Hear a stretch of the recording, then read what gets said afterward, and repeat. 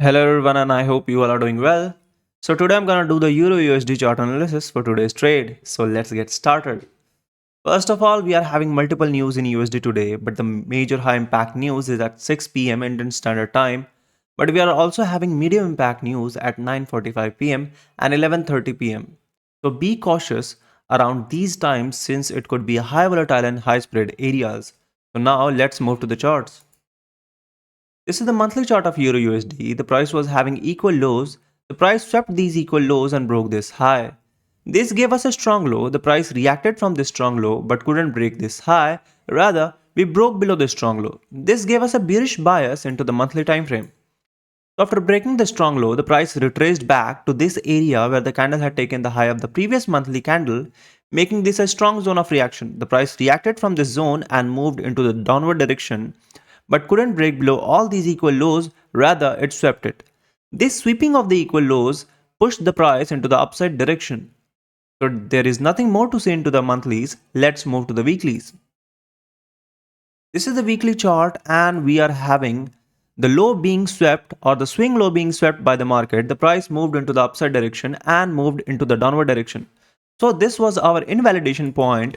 The price moved into the upside direction from this unmitigated or 50% of this wick, and we are currently sweeping the previous week's low. So I'm anticipating the price to move into the upside direction into the smaller time frames.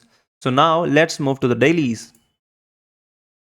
This is the daily chart and we can see that we were having the low sweep of the previous day and the price moved into the upside direction. So currently what do we have is we are having equal highs into the daily time frame.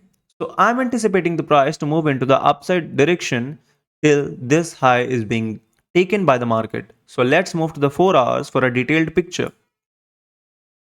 So this is the liquidity I was talking about. We are having equal highs into the market and the price is approaching towards it.